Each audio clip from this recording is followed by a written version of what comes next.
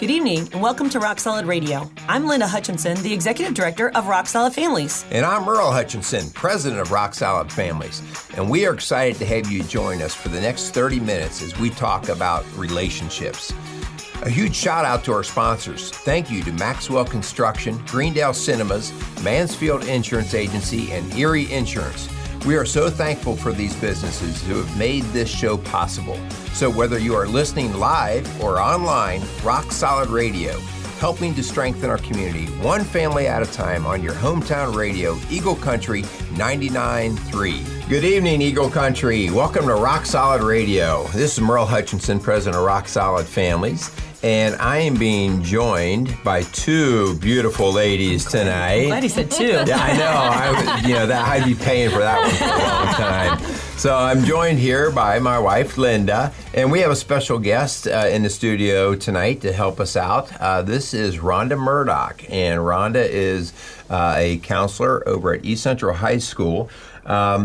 Rhonda, do you have any other descriptors to your job there? I know you are kind of a jack of all trades over there. Yeah, I'm guidance director, and I'm also dually licensed as school social worker. Oh, okay. Wow, all right. Yes. And how many years have you been at East Central? 19 years now. Wow. I started at ROD, Yes. which is our special ed co-op, and in 2006 I stepped into the guidance position. Yeah. Wow. And if we go back even farther, I'm pretty sure I remember you were a manager for me on the track team. Yes, I was. Many Yes. years ago, Yes. you were What? still a high school Yes. student. As a Yes. student? Yes. Honey, I was showing thinking your about age. that today. I'm like, oh my gosh, Yes. I know Rhonda for a long time. Yes. Wow. And yes, yeah. Love so track. that was really cool. So anyway, our topic today is going to be about what to do after high school. Okay. And Rhonda, we have brought you in because we all have different opinions and ideas on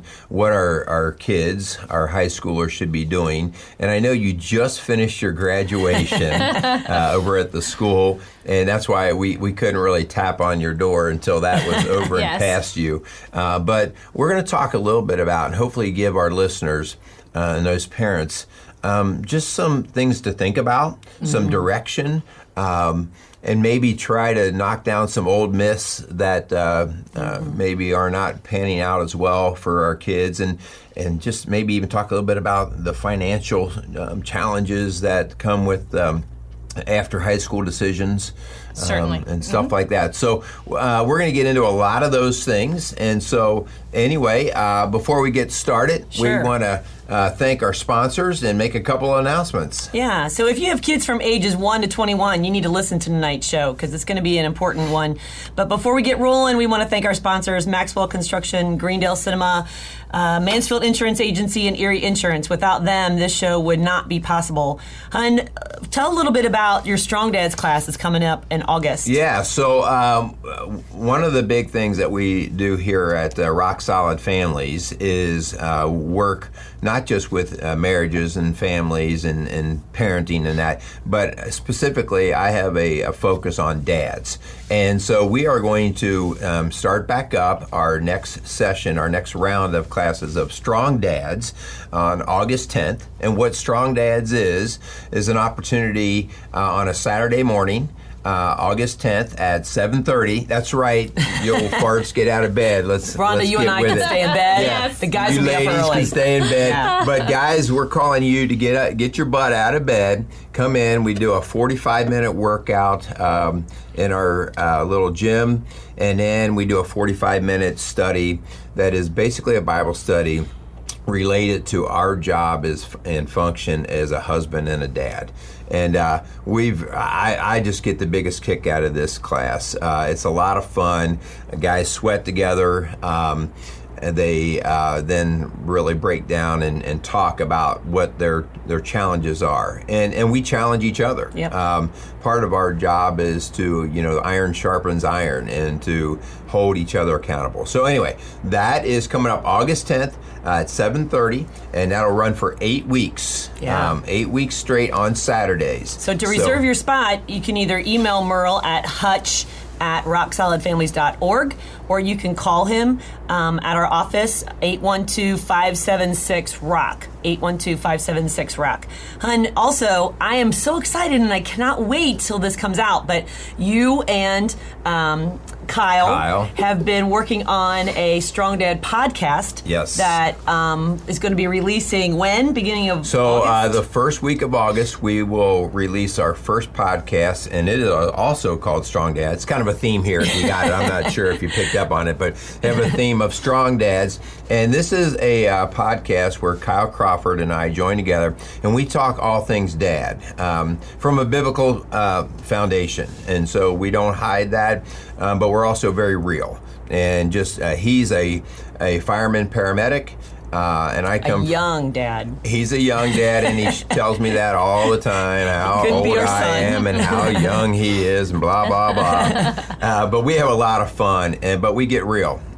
Get real into the topics of being a good dad and a husband. So anyway, that'll start in August, and we'll talk more about that actually. I just can't wait, because I've been listening to some of the shows that you've been taping, and they're so good. So I can't wait for we're having a lot of fun there. So, Hun, why this topic of what to do? If you're just joining us on Eagle Country, we're talking about what to do after high school. All these guys that have been graduating, maybe if you're a parent, you have younger kids, like the future looks kind of scary, and maybe financially you have no idea how that's going to work. So why this topic? Why are we talking about this today? Well, this is a topic that every kid, I say kid, high schooler, is going to have to make that will be potentially impacting their life more than any other thing that they decide.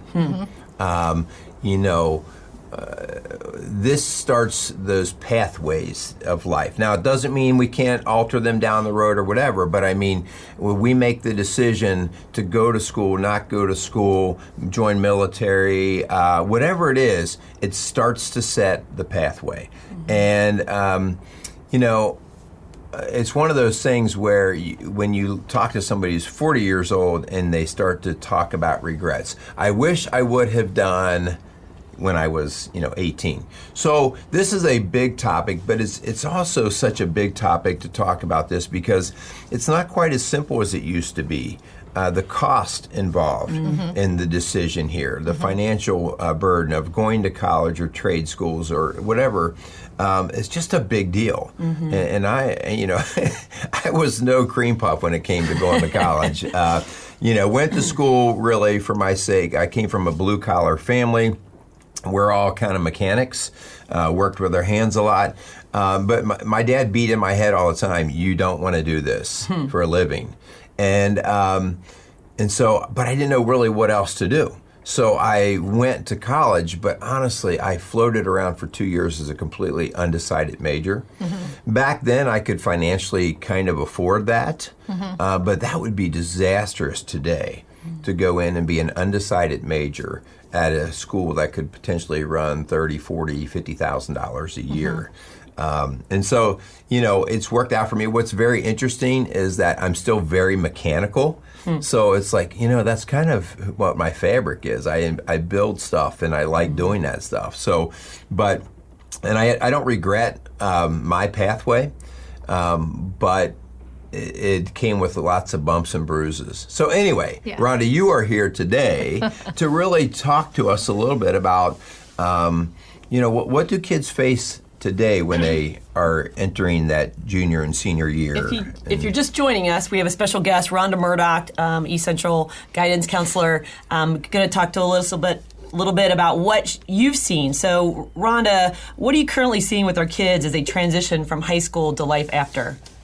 I think that you're right. That is a very important point in life to make some decisions, but it's something that starts way before junior year. Right. I mean, we are starting as early as elementary, middle school, starting to look at what kind of jobs do you enjoy, what are some things that you want to job shadow, and kind of broadening their view. And I think that's the biggest in elementary, middle school is really broadening their view. Have them talk to family, friends about jobs, about careers, about things, opportunities that are available.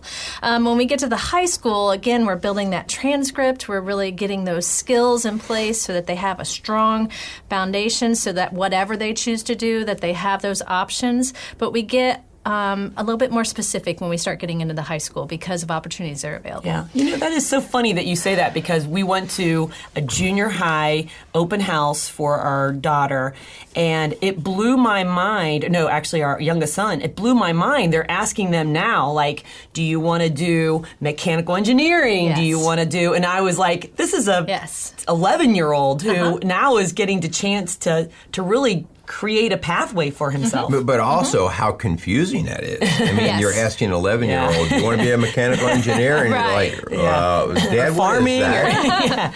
But inspiring that curiosity. Sure. That's the biggest, I think. I know personally, for me and my daughter, she was thinking when we were in middle school about doing broadcasting. Well, here you are practicing. Very good. So we had a friend, Carol Shearing, whose daughter was a broadcaster in South Carolina. So on our family vacation, we stopped by and let her job shadow.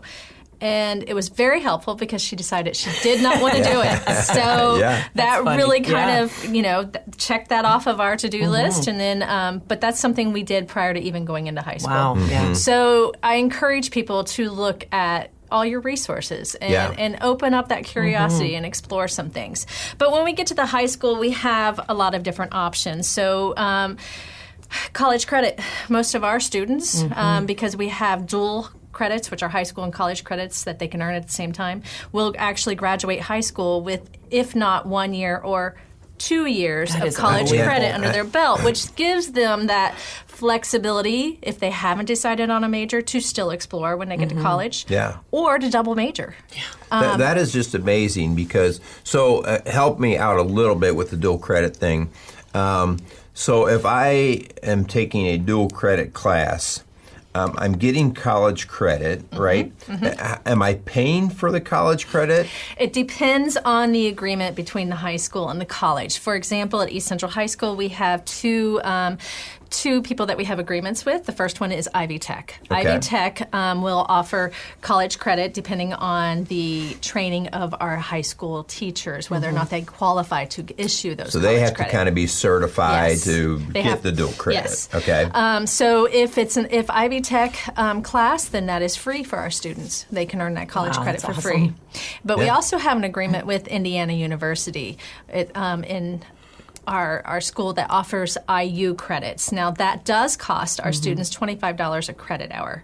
So that's still my gosh. I could be an undecided major for life at that price. So for a 3 credit, which is your traditional college credit class at East Central for IU, it's $75. Wow. So, for example, we have it in U.S. history. I'll use that for example, our U.S. history class, which is a required class for all students to graduate. Right. If they take a dual credit IU U.S. history course, they get the 3 credits that count towards their high school graduation, but they get a total of 6 credits in history through Indiana University. Wow. So that really gives those students a head start, a jump start. So, but how much more challenging or difficult is that class to meet those standards versus like your standard American history class? Yes. So in other words, I mean, if I could get dual credit, why isn't every kid going through that? Is it that much harder? It depends on the dual credit class itself. So each dual credit class has a certain cut score or a certain requirement to get into it. So your IU chemistry is a little different than your IU U.S. history or your IU English. So and same for Ivy Tech. So for Ivy Tech, you have to earn a certain score, either through the PSAT or through AccuPlacer, to qualify for that college credit. For IU, you have to have the GPA to be accepted into that ACP, that IU course. And again, looking at where those areas of strengths are for each individual student. I would not encourage them across the board to take every dual credit class. I mean, you have your strengths, you have your weaknesses. Again, the thing about high school credit and getting dual credit is you are starting your college transcript in high school.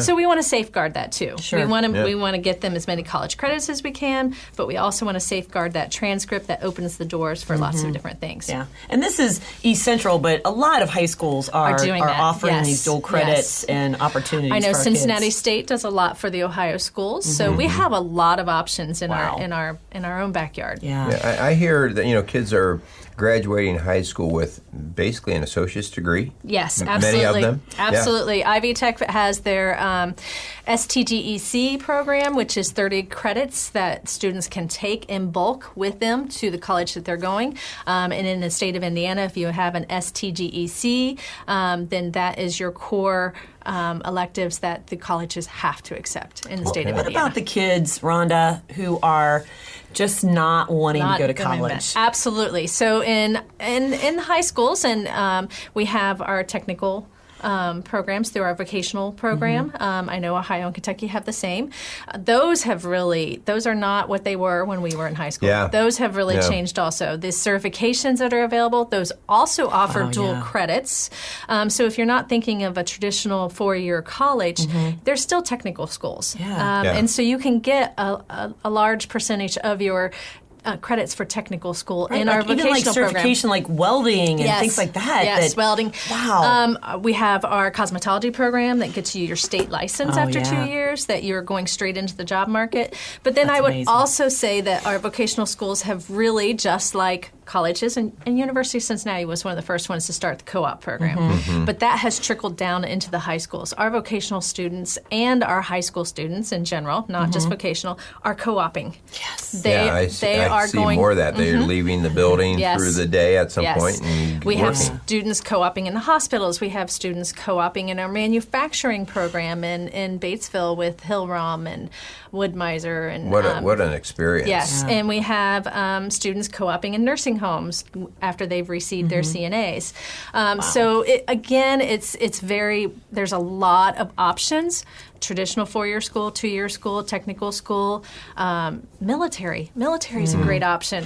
Our two older sons both did the military route, and it wasn't really on Linda and I's radar. No. Yes. Wasn't even a conversation. Wasn't a conversation. Neither of us were military, and we really just didn't know a whole lot about it. And our oldest son, Nick, went to a college fair and started talking to a recruiter.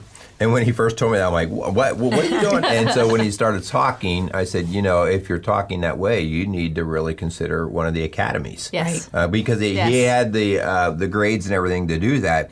And that not been an easy decision. So I don't want to tell any parent just jump right into that, because even though that's a paid-for education, it's a very you specific pay for track, it with a whole lot of other things. And that was an example, Hun, where he went to a college fair at East Central High School as a junior, and honestly, that was a little too late. He had missed already some doors that he could have done a lot earlier. So I really encourage those parents out there listening to take those kids to college fairs as a freshman. Absolutely. Or even middle school. Start going to college campuses. Start going to technical schools. Start looking at all of your options and what's available. I like the idea, the experiences. Yes. Follow other people that do things that could be interesting to you, to see what they do. That shadowing thing is so important. And our second oldest son, I remember as a freshman, he did not really understand the importance of a GPA as a freshman. Right. So you're just kind of floundering, not really knowing what you're doing. And and then as a junior and senior, he wanted to get into some of these elite schools, but he had not done the work as a freshman and sophomore, and he really kind of So that conversation starts early. Well, that's so difficult. I mean, it is. Your freshman year is probably your most important year to setting you on your GPA path. Yes, it is. And all of a sudden you decide your senior year you're going to correct it. The damage is done. And they actually, prior to that, in the middle school, they actually can earn high school credit now. Okay. So their high school transcript can actually start in middle school in 8th grade. So I know we meet with all of our freshmen right as they come in. We go into our PE classes and we have a sit-down discussion about transcripts, about transitioning to high school, about decisions. I mean, we have a very broad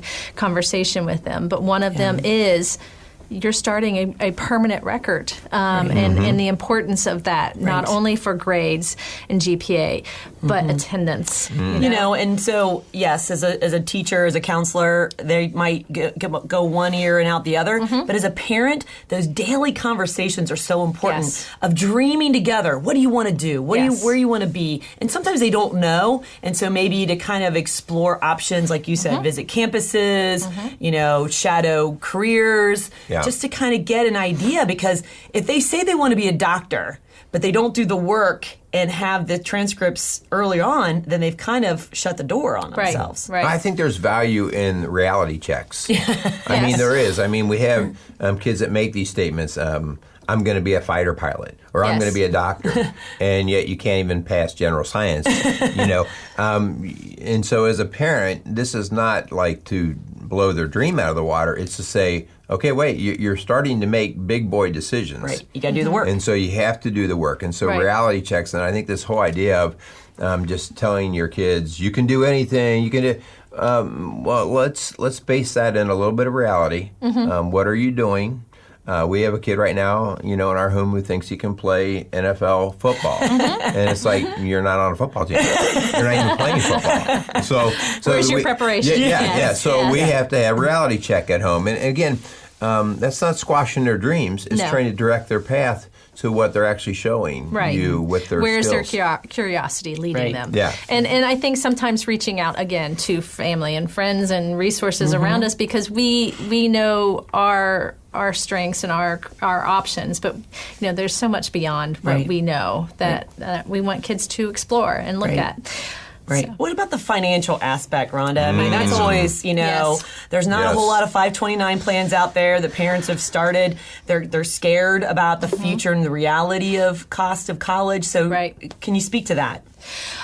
Yeah, I mean, cost is always a concern and always an issue. And I think, again, getting as many college credits as you can in high school is important. Looking at opportunities where you can get maybe a job that will help pay for college. You know, a lot of students get jobs with local banks. And if you're going into college, that will help pay for you to go to college. Wow. And that's a different way to kind of enter and not look at that debt building.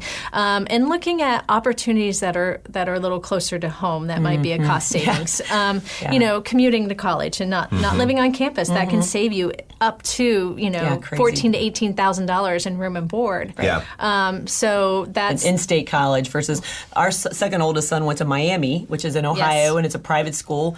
And if he had not gotten a full ride, that would have not been an option. He would have not gone to Miami. No. It was so close, but it was so expensive. That would have just been a ridiculous decision on his part to go into that debt for a college campus. So what? Let's talk a little bit about kids' behavior. Okay. I mean, their behavior in high school and how that affects their opportunities post high school. Ooh. Okay. Right. Yes. So I mean, you know, sometimes kids don't understand the weight of a decision they make, whether it's drinking or drugs or sex or whatever it is. And so how do you help educate your kids at the high school level about, okay, think about your, you know, Facebook and all these social media things. We're seeing now, man, you post something when you were 14 on Facebook, it might hit you in the job interview. Absolutely. And that's something that we've really tried to educate our students on.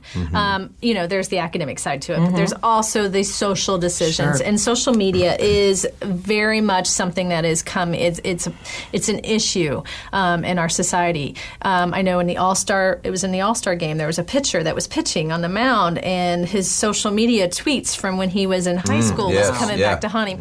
We have actually we do our home rooms once a month, and we did a piece on just what is your digital footprint. Yes. What are you in high school or middle school, establishing as your brand. Yeah. Who are you? This is your name. You need to safeguard your name. You need to safeguard how you're presenting yourself, because once that goes out in social media, you can't necessarily bring that back in and filter that. So those are some very important decisions that we are trying to educate students who may not necessarily have the maturity to understand that impact. Well, and I think this message is probably just as important for our parents to hear, because you're exactly right. The brain may not be mature enough for the high schooler to but think the parents, that far ahead. And the parents like, oh, well, they're going to do what they're going to do. I mean, that's still part of our parenting role to say, if you really want to help your child here, this is a parenting issue that you need to step in and say,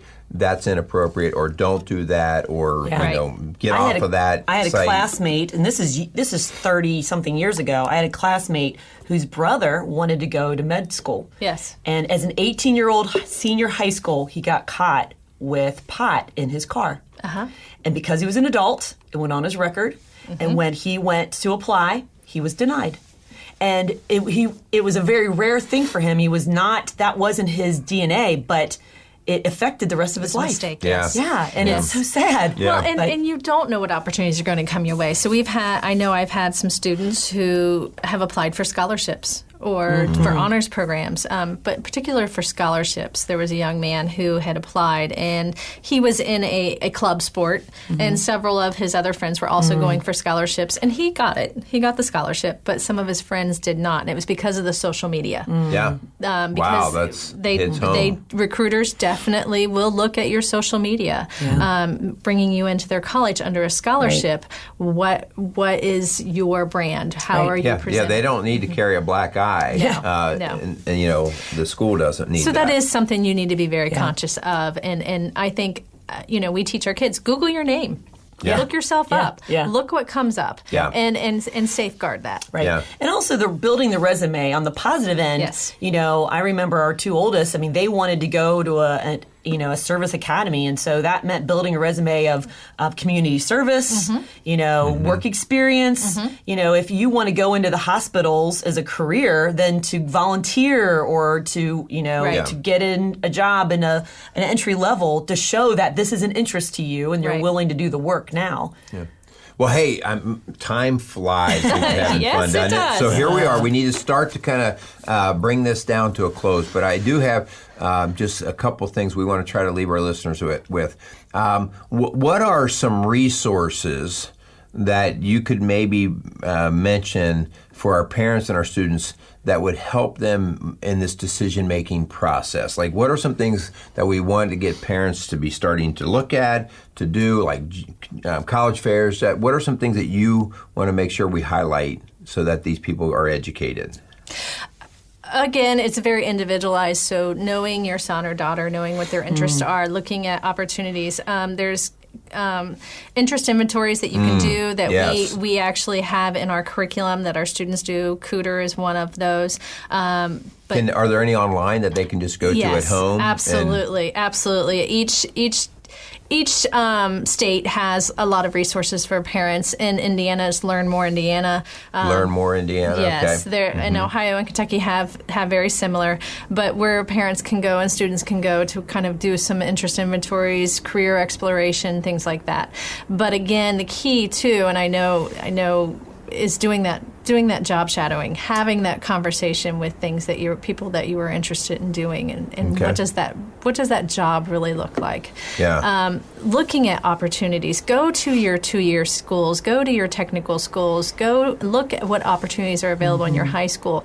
We have manufacturing programs that our students go straight into after they graduate East Central, and they do while they're in their junior and senior year, and they get some credits through IB Tech that help pay for that. But there are a lot of opportunities that we may not necessarily realize are available. So having communication, that's the biggest. Ask questions, see what's available. Well, this has been great information. I could sit here all day and talk to Rhonda. Yeah, I know. We have 3 more going through this, so I'm like, I feel like it's all new again. And it's always changing. It's always changing. Yeah. Absolutely. Just the opportunities nowadays. What the careers are coming, man, the whole technology thing, the careers are changing Analytics. weekly. Yeah. Analytics is the big. Analytics is, I think, across all careers. Yeah. But we had a student that was typically would have graduated in engineering. He is now at Cincinnati Reds doing analytics for the Reds. Very James cool. Brand. Yes. Yeah. Awesome so stuff. you never know. Yeah. Well, hey, we need to wrap up. And if you listeners would like more information, please you can contact us at rocksolidfamilies.org. Shoot me an email. We'll get that answer to you the best that we can. So we want to thank our sponsors: Maxwell Construction, Greendale Cinemas, and Mansfield Insurance Agency, and Erie Insurance. Thank you for listening. Thanks for continuing to support Rock Solid Radio. Have a great evening. Thanks for joining us for another episode of Rock Solid Radio. For help or more information about what you've heard this evening, contact us at rocksolidfamilies.org or call us at 812-576-ROCK. That's 812-576-ROCK. Again, a huge thanks to our sponsors: Maxwell Construction, Greendale Cinemas, Mansfield Insurance Agency, and Erie Insurance. If you have questions you'd like answered on air, or you want to chime in on something you've heard this evening, go to our Facebook page, Rock Solid Families. We'd love to hear from you. Don't forget to tune in next Sunday evening at 7:30 for another episode of Rock Solid Radio. I'm Linda Hutchinson, and for my husband Merrill and I, thanks for tuning in to your hometown radio, Eagle Country 99.3.